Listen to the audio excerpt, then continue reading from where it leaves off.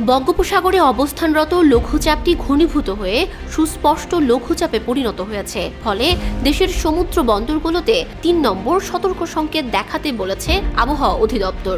শুক্রবার আবহাওয়াবিদ মোহাম্মদ ওমর ফারুক সই করা বিজ্ঞপ্তিতে এই তথ্য জানানো হয়েছে।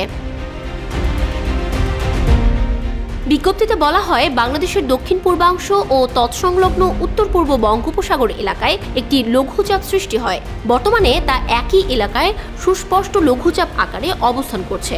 এটি উত্তর পশ্চিম দিকে অগ্রসর ও আরও ঘনীভূত হতে পারে। এর প্রভাবে উত্তর বঙ্গোপসাগর ও বাংলাদেশের উপকূলীয় এলাকায় গভীর সঞ্চালনশীল মেঘ সৃষ্টি অব্যাহত রয়েছে। এতে দেশের উপকূলীয় এলাকা, উত্তর বঙ্গোপসাগর ও সমুদ্র বন্দরসমূহের ওপর দিয়ে ঝোড়ো হাওয়া বয়ে যেতে পারে। এই অবস্থায় চট্টগ্রাম, কক্সবাজার, মোংলা ও পায়রা সমুদ্র বন্দরসমূহকে ৩ নম্বর স্থানীয় সতর্ক সংকেত দেখিয়ে যেতে বলা হয়েছে। এছাড়া উত্তর বঙ্গোপসাগরে অবস্থানরত মাছ ধরার নৌকা ও ট্রলারসমূহকে পরবর্তী নির্দেশ না দেওয়া পর্যন্ত উপকূলের কাছাকাছি থেকে সাবধানে চলাচল করতে বলা হয়েছে।